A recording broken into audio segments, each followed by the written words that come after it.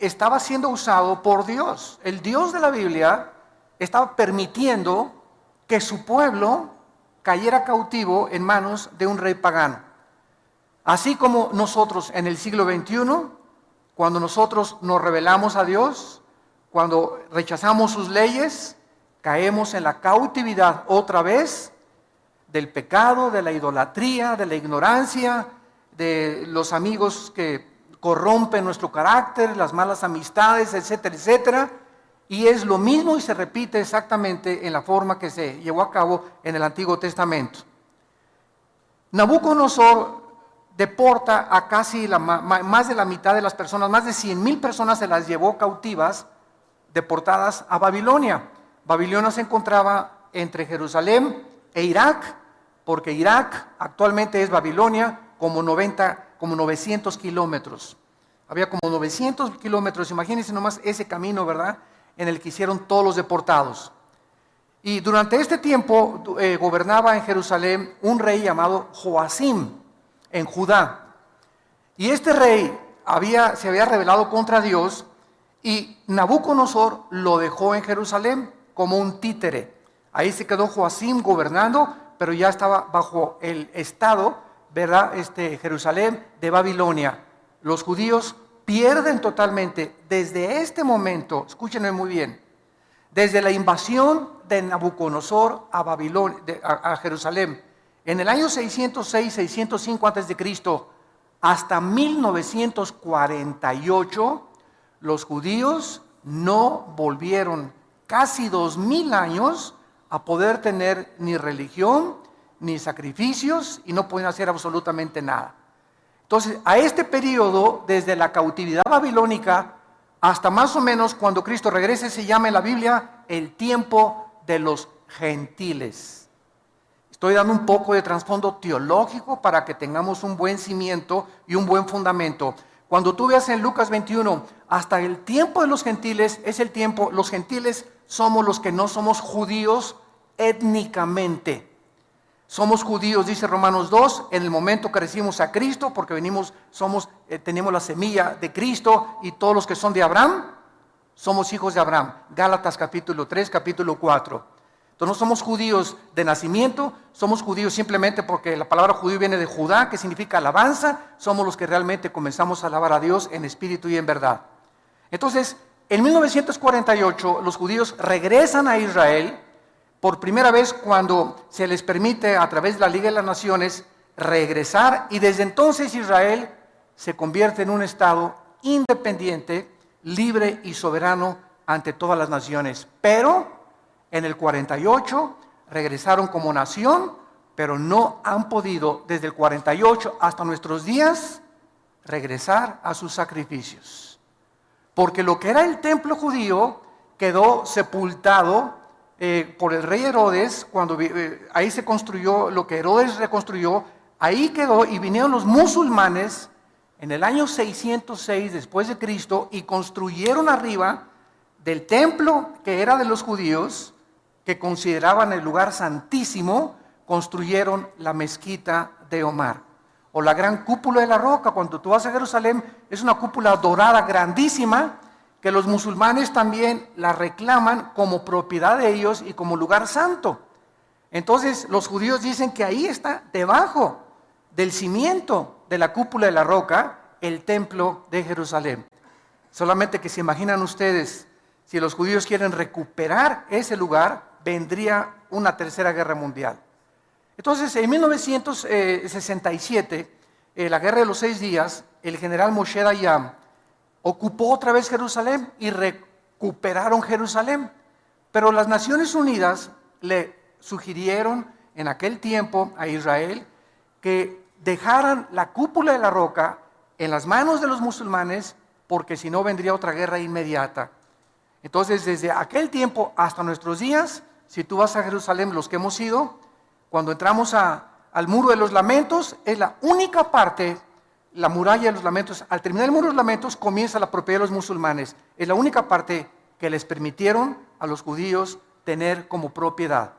Por eso todos los judíos llegan al Muro de los Lamentos y comienzan a hacer así, y a meter papelitos y a orar y orar. ¿Qué cosas están haciendo? Llorando: Señor, regrésanos el lugar que nos pertenece. Desde el 48, ¿verdad?, están tratando de hacer esto. Entonces, esta es la razón por la cual se llama el tiempo de los gentiles, porque los gentiles o los gobiernos no judíos se tomaron control de los israelitas.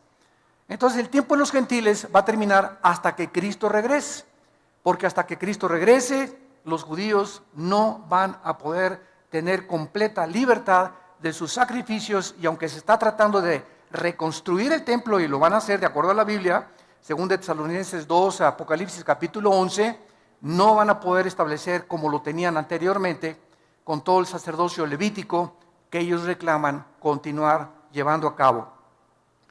Muy bien, Daniel fue contemporáneo de Jeremías y de Ezequiel. En los tiempos de Daniel estaban estos profetas también, y hubo, como dije anteriormente, 2 deportaciones más. Daniel estuvo exiliado en Babilonia 60 años. 60 años se aventó Daniel en Babilonia.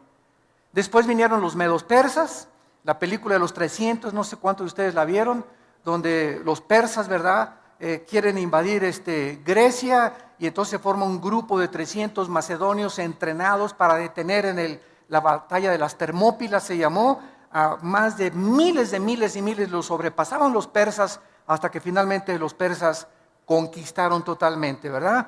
Entonces los persas conquistan a los babilonios, después los griegos conquistan a los persas, y después los romanos conquistan a los griegos. Y desde Roma hasta nuestros días, hace 2000 años, ya no ha habido ningún imperio mundial. Después de la Segunda Guerra Mundial se quiso levantar Estados Unidos porque ganó la guerra, junto con Inglaterra y con Rusia, y perdió la guerra Italia, la perdió Japón y la perdió Alemania, y Estados Unidos se levantó como un poder supremo político, económico y militar hasta 1950. En el 50 se levanta la Unión de las Repúblicas Socialistas Soviéticas, Rusia, para competir contra Estados Unidos en lo que se llamó la Guerra Fría. ¿Por qué es fría? Porque no hubo bombazos. Simplemente estaban los dos, rusos y americanos, compitiendo por el poder político, militar, económico. En 1963-64, Nikita Khrushchev mandó misiles a Cuba para tratar de invadir Estados Unidos. El presidente Kennedy, John Kennedy, que fue asesinado en Dallas, desafía a Khrushchev, sacan los misiles, y ya no hubo guerra entre Rusia y Estados Unidos hasta el 89, cuando Mikhail Gorbachev, uno de los primeros ministros de Rusia, declara públicamente: el sistema comunista de Rusia ha fracasado. Estamos muriéndonos de hambre, nos aislamos del mundo capitalista y necesitamos tener nexos, porque es un mundo interconectado por el internet. Ahora una nación, lo que le pasa a una nación afecta ya a todas, ¿verdad? Entonces Rusia reconoció, y Rusia bajó las manos, se derribó el muro de Berlín, que dividía a Rusia del oeste con la Rusia del este, y Rusia cayó ante los ojos de todo el mundo. Hasta hace poco el presidente Putin está tratando otra vez de levantar al oso caído, al poder ruso, desafiando al mundo como jamás desde la Segunda Guerra Mundial había habido una invasión como la que acaba de hacer con Ucrania y con Kiev. El presidente Putin diciéndole al mundo: Rusia no se va a quedar ya más con las manos cruzadas, voy a reconquistar todo lo que nos han quitado, y todas las repúblicas que se dividieron las quiere volver otra vez a reconquistar. ¿Por qué? Porque Estados Unidos ha comenzado a declinar política y económica y militarmente. El ejército de Estados Unidos ya sacaron, este año ya sacan a soldados de Afganistán y de Pakistán, y Estados Unidos ya no es el policía del mundo en el año 2014 en que nos encontramos. Ya Obama le dijo a Europa: encárguense ustedes de Putin. Dijo Obama: yo ya realmente le saco. Ya no tenemos ni el poder para luchar contra Rusia, ni para poder detener a este señor. Y ahora en Europa se encuentra económicamente débil. El único país ahorita en Europa es Alemania. Francia ya es completamente sometida a Alemania. España en quiebra económicamente. Italia se está muriendo de hambre. Grecia y Portugal muriéndose de hambre. Y la única nación ahorita que está tratando de hacer un frente para impedir otra vez el gran poder de los rusos es Alemania. Angela Merkel, la presidenta de Alemania, es la única que puede intervenir. La OTAN no puede intervenir, la Organización de los Países del Atlántico del Norte, porque Rusia no pertenece y Ucrania no pertenece a la OTAN. Y solamente OTAN interviene, como en Libia cuando mataron a Gaddafi, porque Libia pertenecía y porque podían tratar de sacar a Gaddafi de Libia. Entonces ahorita Putin no tiene quien le diga no, solamente sanciones económicas y diplomáticas, y él va a seguir ampliando, y esto es exactamente lo que profetiza Ezequiel capítulo 38 hace 2600 años. No lo vean ahorita, lo menciono solamente. Gog y Magog. Gog es un líder, Magog es la tierra de los tártaros, la tierra de los escitas, que son los pobladores de la Rusia moderna. Y la Biblia hace 2600 años profetiza que Rusia se iba a levantar. Estados Unidos no aparece en la Biblia en ningún lado en las profecías de los últimos tiempos. Por más que nos cansemos de buscar y tratar de decir que es Estados Unidos, no es Estados Unidos, sino que solamente aparece Europa y el Medio Oriente, con algunas naciones de Asia como China y Japón en Apocalipsis 16 como los reyes del Oriente. Entonces todo el escenario político y económico que vamos a estudiar en Daniel, en los capítulos ya finales, se encuentra profetizado con los otros profetas hebreos para que sepamos que Dios es Dios. Miren lo que dice, por ejemplo, en Isaías 44, Dios a través de su profeta, Isaías 44, versículo 7. Esto fue escrito hace 2750 años. Y dice Isaías 44, 7, desde el 6, perdón, así dice Jehová, Rey de Israel, y su Redentor, Jehová de los ejércitos. Yo soy el primero y yo soy el postrero, y fuera de mí no hay Dios. ¿Y quién Dios está desafiando? ¿Quién proclamará lo venidero? Lo declarará y lo pondrá en orden. Porque pues ha habido profecías, ¿verdad? Como Nostradamus profetizó, de las 100 profecías, el 10% se cumplieron. Nunca hay una profecía de ningún líder religioso en el mundo, llámese Mahoma, mucho menos Mahoma, el Corán no es un libro profético, ni el libro del Mormón, ni el libro del Maharani Banasutta, ni el Tripitaka de Buda. De ninguno de los libros sagrados se encuentra el orden, porque hay un orden en las profecías bíblicas en la que Dios puso la historia del mundo. Y cuando Dios le revela a Daniel, como lo vamos a ver más adelante en el capítulo 2, Babilonia, a través de la estatua del sueño de Nabucodonosor, tú eres la cabeza de oro. Después le dice Dios a Daniel, el segundo, desde Babilonia va a seguir otro imperio que representa los brazos y el pecho de plata, que fueron los medos persas. Después el vientre es Grecia y las dos piernas de la estatua de Daniel capítulo 2 es el imperio romano, que fue dividido en Constantinopla y en Alejandría. Y los dedos de los pies es la última forma de gobierno mundial que va a prevalecer antes de que Cristo regrese.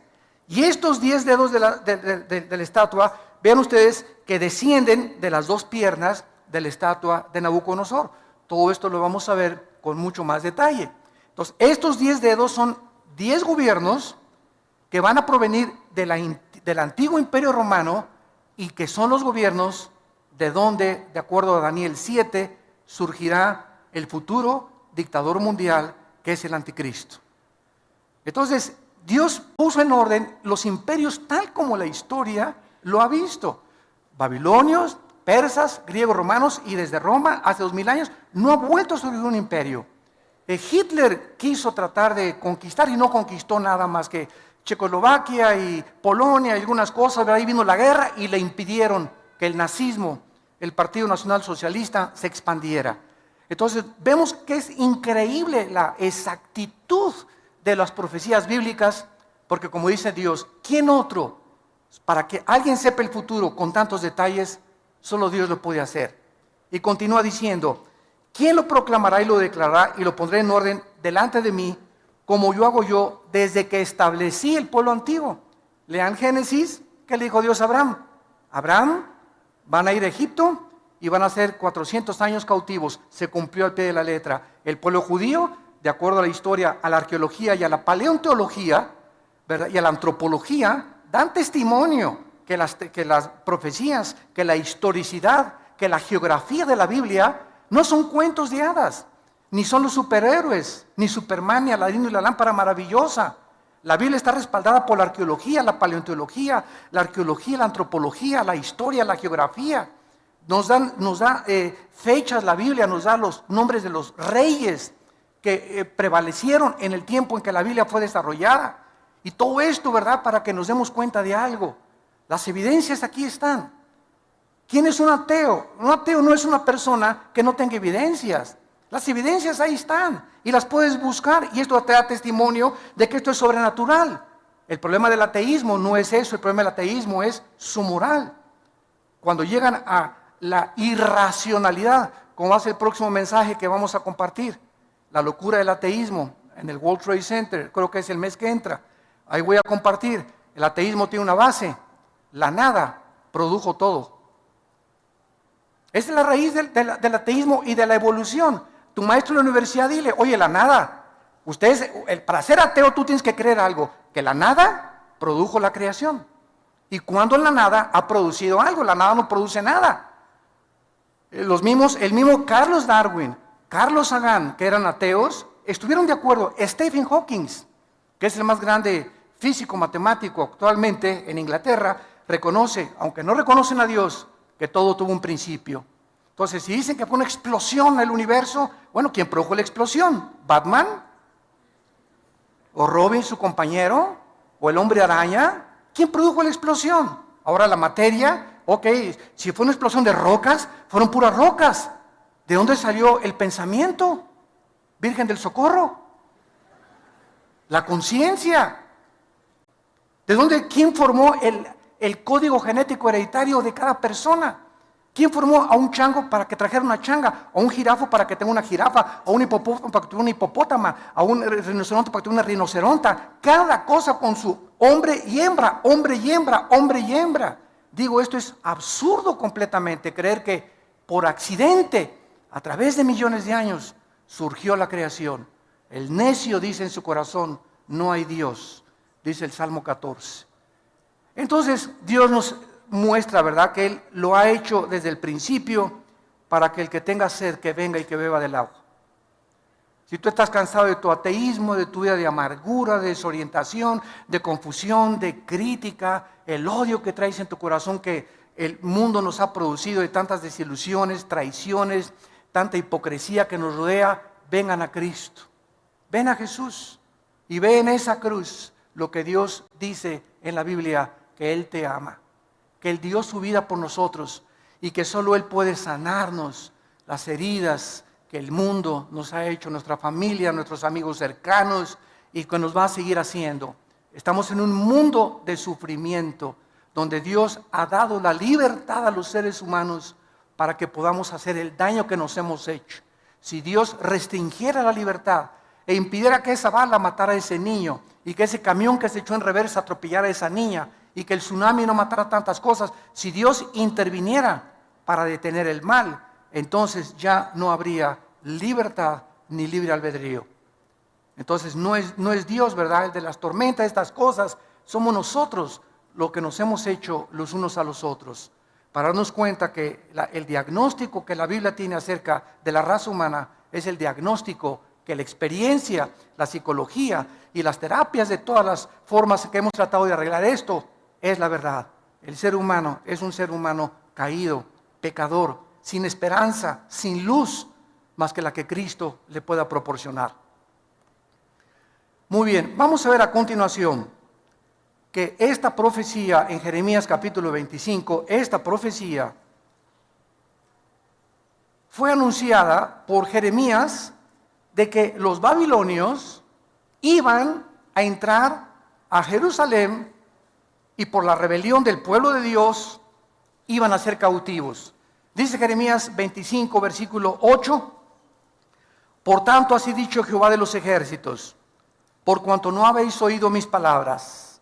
Siempre el juicio y la disciplina viene por eso, cuando no queremos hacer caso a la palabra de Dios. Todo el sufrimiento que tú tienes en tu vida, la pobreza que estás experimentando, La rebelión que estás experimentando, la falta de poder avanzar en la vida, tiene una raíz espiritual. Y es siempre estás en rebelión contra las leyes de Dios. Dice la Biblia, ¿quién se puede endurecer contra Dios y que le vaya bien? A nadie.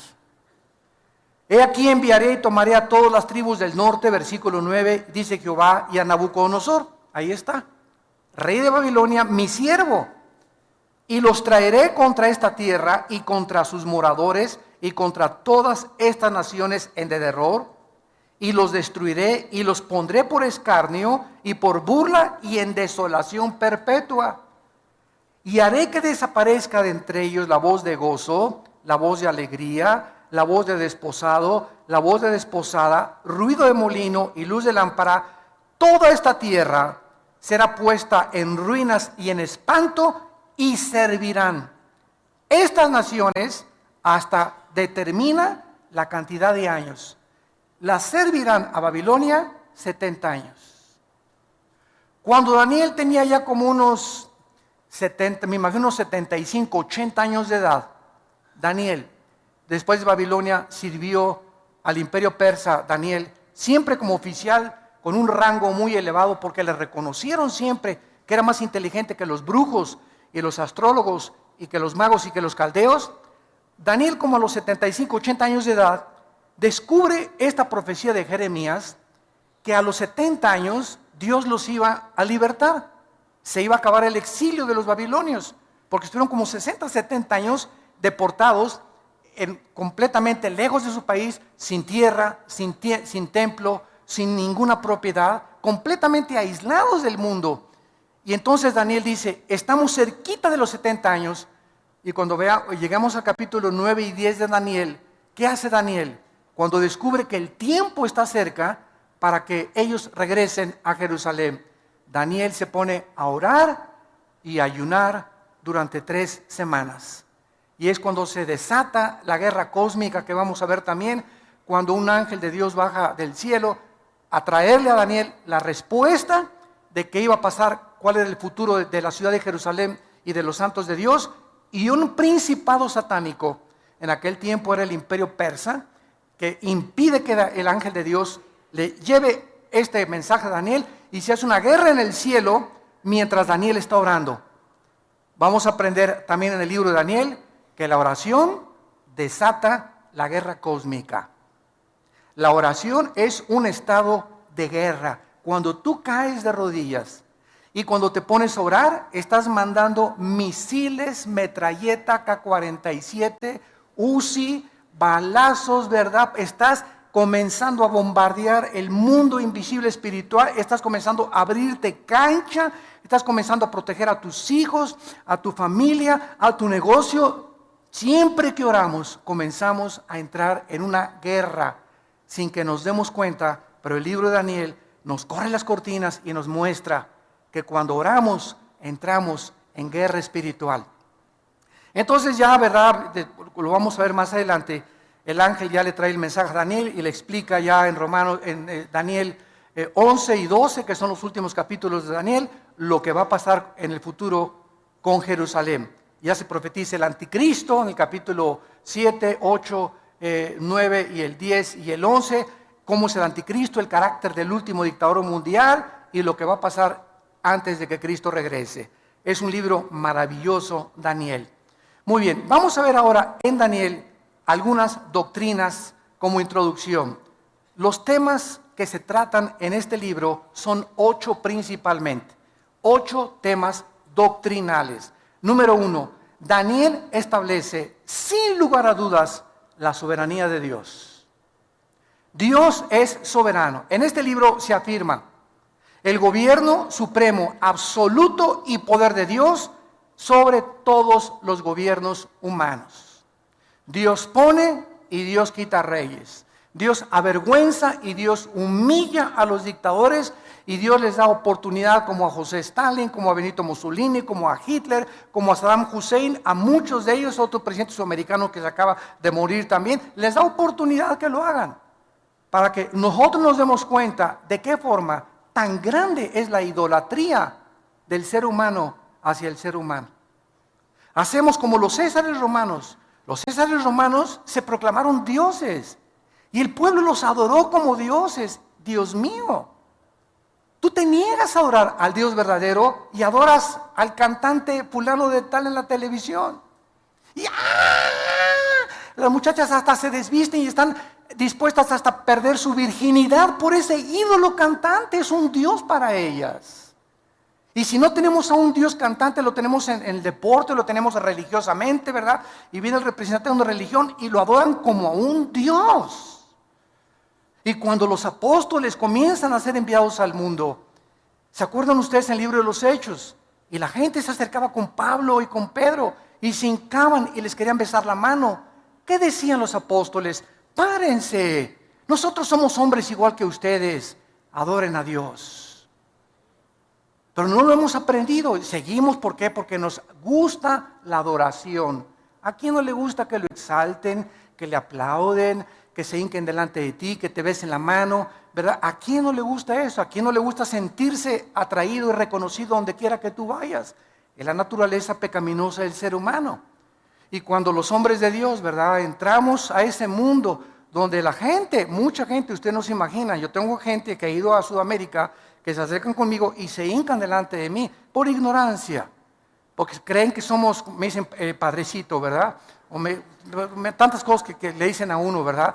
Y, hermano, párese, ¿verdad? Párate, o sea, nunca te hinques delante de un hombre, ni menos le beses la mano, ni lo veas como un Dios. Somos como ustedes, con pies de barro, hombres con defectos que por la gracia de Dios somos lo que somos y lo que Dios nos ha dado, pero no somos ni más grandes, ni más poderosos, ni más santos, ¿verdad? Mucho menos, ¿verdad?, que cualquiera de aquellos que Dios ha llamado para servirle.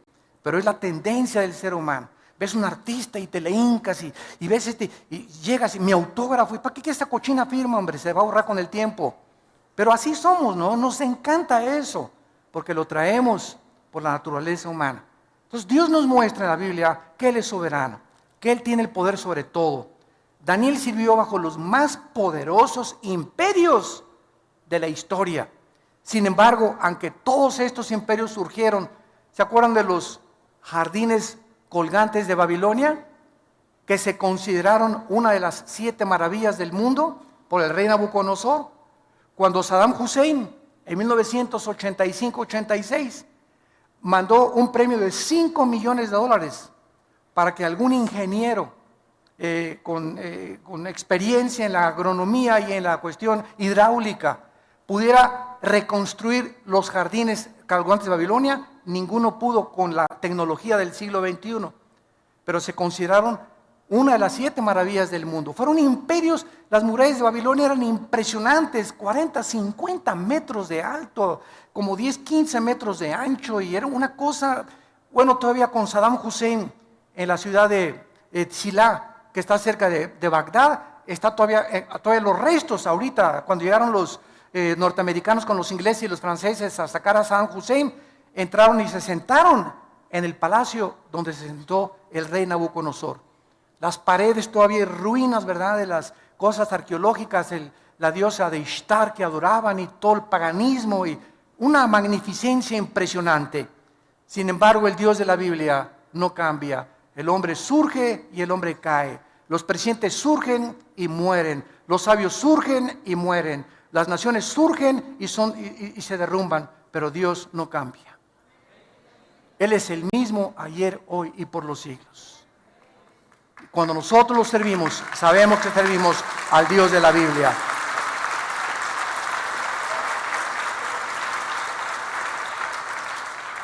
Dice en Isaías 40, el profeta, capítulo 40, versículo 15: He aquí que las naciones les son como la gota de agua que cae del cubo, y como menudo polvo en las balanzas les son estimadas. He aquí que hace desaparecer las islas como polvo. Versículo 17: Como nada son todas las naciones, como nada son todas las naciones delante de él, y en su comparación serán estimadas en menos que nada y que lo que no es. Versículo 23 y 24: Él convierte en nada a los poderosos Dice la Biblia, y a los que gobiernan la tierra hace como cosa vana, como si nunca hubieran sido plantados, como si nunca hubieran sido sembrados, como si nunca su tronco hubiera tenido raíz en la tierra, tan pronto como soplan ellos, se secan y el torbellino los lleva como hojarasca. Esta es la comparación del Espíritu Santo, del Dios Todopoderoso, que es nuestro patrón supremo y sobre toda la historia humana. Y aquí estamos los hombres, ¿verdad? Teniendo miedo del hombre, sirviendo al hombre, adorando al hombre, inclinándonos delante de personas como tú y como yo, que no nos dieron ni siquiera la vida por la ignorancia del corazón humano. Y cuando venimos a la verdad, se nos caen las vendas y nos damos cuenta, ¿verdad? La idolatría que hay en el corazón del hombre. ¿Y por qué viene esta idolatría? Psicológicamente, porque necesitamos alguien a quien adorar. Y si no sabemos quién, agarramos un tronco y le damos la forma de un hombre y lo cortamos y lo ponemos y nos hincamos ante el tronco y la forma que nosotros le dimos. O agarramos yeso y cemento y hacemos una virgen o hacemos un hombre, y ya que hicimos el yeso y el cemento, nos hincamos ante la obra de nuestras manos. Y esta es la historia del ser humano, ¿verdad? Tenemos, si no a lunas, o si nos vamos a Teotihuacán, bueno, se van, yo no, ¿verdad? Anda a Teotihuacán y el Dios Sol, ¿verdad? Energía. Y hay todos de blanco recibiendo la energía de Dios, o adoramos la astrología. Dice que si eres Géminis no te lleves con Capricornio, y si eres esto no te lleves con aquello, porque los astros, mi horóscopo dice que hoy no compre, hoy no compro. Porque son los que me dirigen la vida y los que dirigen el destino y la conducta humana. Y verdad, los astros solamente dirigen, como la luna, las mareas de los océanos, por la fuerza de gravitación. Pero no tiene nada que ver, ¿verdad? La luna no tiene corazón, no tiene espíritu. Un ídolo no tiene espíritu, no camina, no se mueve, no habla. Son personas, ¿verdad?, imaginarias que nosotros hemos creado en nuestro corazón. Porque Dios puso, Eclesiastés 3:11, la eternidad en el corazón. Traemos la eternidad. Entonces fuimos creados para adorar a alguien. Cuando Pablo llegó en Hechos 17 a Grecia, ahí estaban los discípulos de los estoicos y los epicúreos, de un filósofo llamado Zenón. Y Pablo les dice a los griegos: cuando entré al areópago, vi una grande estatua que decía: al Dios desconocido, al que ustedes adoran sin conocerle, les vengo a anunciar.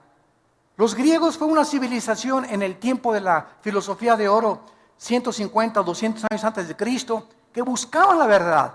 ¿Qué es la verdad detrás de todas las cosas? ¿Qué es el sentido común? ¿Qué es la razón? ¿Cuándo somos racionales y cuándo somos irracionales, los que nos llamamos racionales? Entonces, ellos no conocían a Dios, creían en Dios. Pienso, luego existo, existo, luego vivo, vivo, tiene que haber una causa. Esta causa no puede estar dentro de mí. Así concluyó Platón, esta causa tiene que ser alguien fuera de mí. Le llamamos la fuerza, el poder, como le quieras llamar, pero está fuera de nosotros. Concluyeron, hay un Dios. Los filósofos griegos no eran ateos, pero adoraban a alguien sin conocerle. Y esta es la razón por la cual la Biblia la tenemos en nuestras manos. La Biblia nos revela el Dios vivo y verdadero.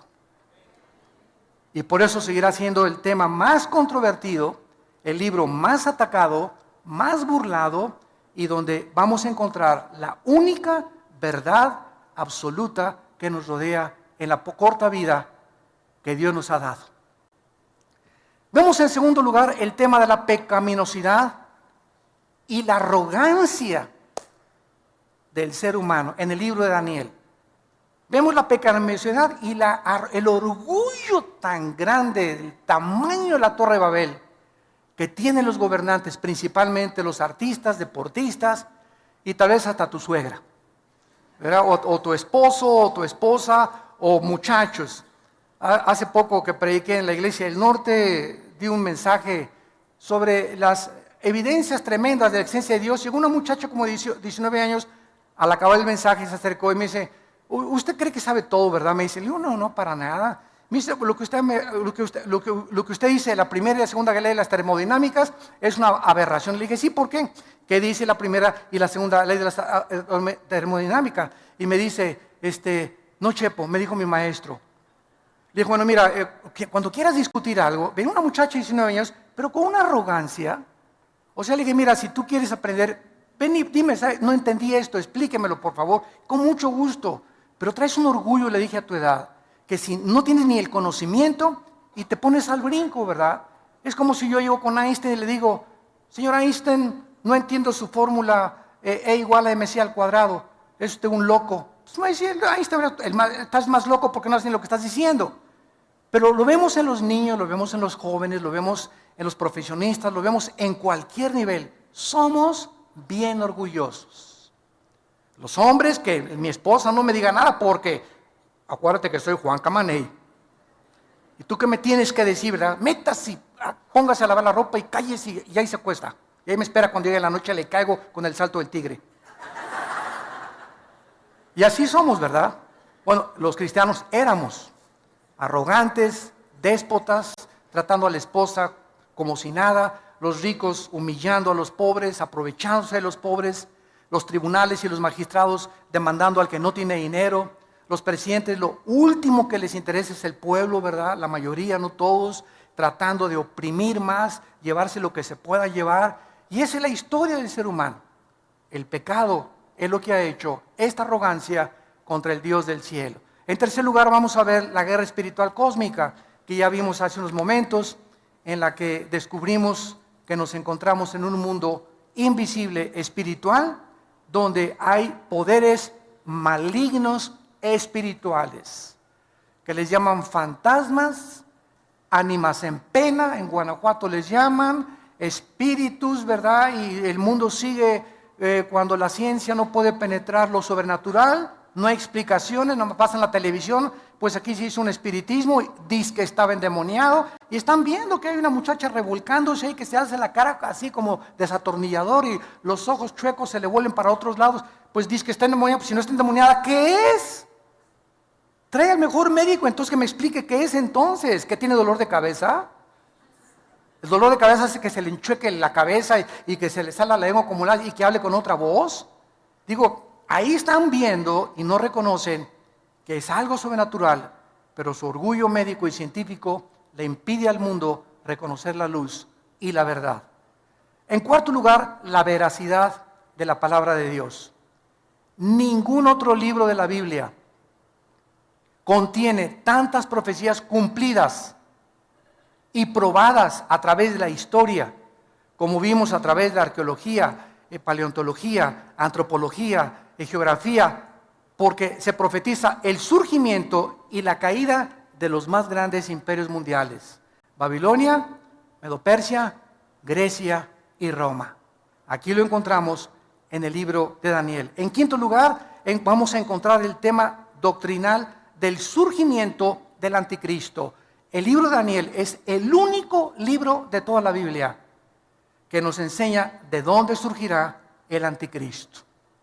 Entonces, no especules que es Juan Carlos de España, o que el Papa es el anticristo, eso no puede ser, o que es el príncipe Juan Carlos, o que es fulano de tal, o que era Gorbachov, que porque tenía aquí el 666 pintado en una tatuaje o una mancha que tenía, y porque su nombre coordina y traducido al hebreo es el 666, son puras especulaciones. No vamos a saber quién es el anticristo hasta que se formen 10 naciones.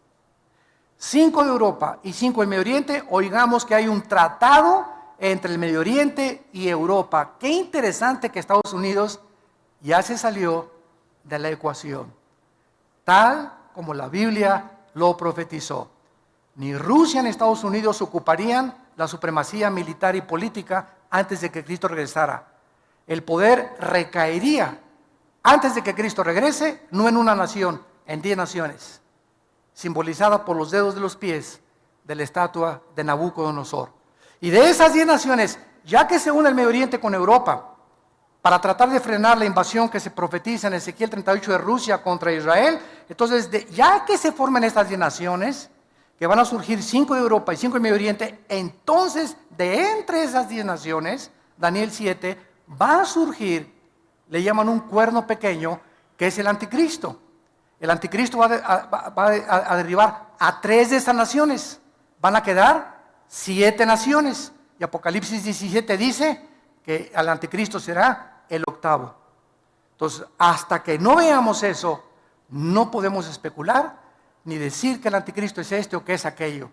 Todavía no llegamos a ese próximo paso, pero el escenario, los jugadores, como decía Dwight Pentecost, un gran teólogo, escatólogo, cuando ves que los jugadores, el América y las Chivas, entran al Estadio Azteca, el partido está para comenzar. Cuando veamos los protagonistas, ya está Rusia, ya está Estados Unidos cayendo, Europa está comenzando a surgir, ya están los protagonistas en el campo delante de nosotros, el tiempo es corto. El tiempo es más corto de lo que nosotros nos podemos imaginar.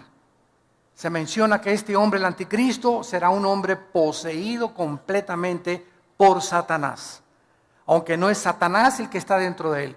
El anticristo, dice Apocalipsis 13, el diablo, le va a dar su poder, Y lo que le ofreció a Cristo, el anticristo lo va a aceptar. Lo que Cristo rechazó del diablo, el anticristo lo va a aceptar. El poder, la gloria, la riqueza que el diablo le ofrece a artistas, a deportistas, si te inclinas y adoras a Satanás. Te lo da y te lo cumple, pero recuerda que te viene a cobrar la factura. En sexto lugar, vamos a ver la gran tribulación. Es otro tema de Daniel. Se profetizan 7 años, Daniel capítulo 9, con el título Las 70 semanas de Daniel, que vendrán sobre Israel únicamente. Y la última y más grande persecución de la historia, que Hitler va a ser como Pinocho comparado con el anticristo, para perseguir, matar, torturar a todos los judíos y a los cristianos, cuando el anticristo tome el poder después de los 3 años y medio. En séptimo lugar, se profetiza, y hay el tema de la resurrección de los muertos en Daniel también.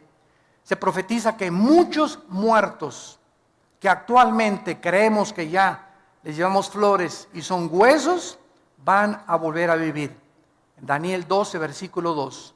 Y muchos de los que duermen en el polvo serán levantados, unos para vida eterna y otros para confusión perpetua. Y Cristo lo dijo en Mateo 5, he aquí viene la hora, cuando todos nosotros estamos aquí, tenemos algún día que entrar a la eternidad. Tienes que morir, yo tengo que morir. Pero viene la hora, dijo Jesús, que cuando todos los que estamos muertos vamos a oír. Y si en vida no oíste la voz de Cristo, no la vas a oír cuando estés muerto. Entonces, hay una resurrección de los justos y después, al acabar el milenio, viene la resurrección de los malos, que se llama el juicio del gran trono blanco, Apocalipsis 11, del 12 al 15. Entonces, esta resurrección también se trata en Daniel. Y en octavo y final lugar, el triunfo final de Cristo y su reino. Una vez una persona me dijo, Dios es todopoderoso, ¿sí? Y si Dios es todopoderoso, ¿por qué no acaba con el diablo? Y le contesté, dele gracias a Dios, porque comenzaría con usted. El mundo tiene cantidad de incógnitas y las seguimos teniendo. Porque como le dije una vez a un estudiante de un seminario en Guatemala, el día que alguien tenga las respuestas a todas las incógnitas que existen, ya no necesitaríamos a Dios. ¿Por qué seríamos dioses? Entonces Dios es el único, omnisciente, que conoce todo. Nosotros, dice Corintios 13, vemos como por un velo todavía. Y lo que sabemos, dice Corintios 8, no lo sabemos como lo deberíamos de saber. Especulamos y teorizamos, hipotetizamos y pensamos esto y el otro. Los griegos, los filósofos, los ateos del siglo XX, Bertrand Russell, Carlos Darwin, pues puedo que creo, que sí, que arranca, que no arranca, ¿verdad? Y todo se queda así, pero no hay verdades absolutas, absolutamente, en ninguna conclusión lógica, filosófica del ser humano, porque no somos dioses. Pero venimos a la Biblia y comenzamos a encontrar respuestas. Pero hay una condición para que tú puedas conocer la verdad: querer hacer la voluntad de Dios. Dijo Cristo, si alguien quiere conocer la verdad, haga mi voluntad. Cuando tú comienzas a someterte a Dios, a sus leyes, a tratar a tu esposa como una reina, a darles buen ejemplo a tus hijos, a pagar tus impuestos, a pagar tu diezmo, no pagar porque tiene que nacer el corazón, ¿verdad? No es un pago, perdón, pero a comenzar a darle a Dios lo que Él quiere que le demos. Cuando comencemos a hacer, no tenemos deudas, que no nos endrogamos demasiado, que las pagamos, que no queremos perjudicar a nadie, no hablamos mal de nadie. Comenzamos a bendecir a toda la gente, a los que nos persiguen los bendecimos, no guardamos rencor contra nadie. Cuando comienza nuestra vida a ser revolucionada de esta forma, comenzamos a descubrir y a conocer como que se nos amplía la mente, se nos comienzan a caer las vendas y comenzamos a ver la luz. Pero hay un precio para que veas la luz. No vengas y a ver si Dios es esto y es esto, retando y desafiando a Dios. Espérame tantito, dice Dios, primero deja tu frente, deja todo lo que tienes y veas mi voluntad. Pídele perdón a tu esposa antes que conozcas la teología de la predestinación. ¿Quieres conocer la predestinación y quieres conocer el libre albedrío humano? ¿Quieres saber por qué Dios permite esto y aquello cosas? Dios no es un genio de la lámpara Aladino para satisfacer tu vacío intelectual. Dios quiere que primero estés dispuesto a seguirlo para que Él te premie y te recompense con la luz y la verdad de su santa palabra. Oremos. Padre, te damos gracias por tu palabra en esta mañana. Gracias porque tu Espíritu nos ha comenzado a abrir el entendimiento de tu palabra para que la luz pueda entrar a nuestras vidas y podamos conocer la verdad, el camino, la justicia y la santidad, que sin esta santidad no podemos entender las cosas más profundas del Espíritu de Dios.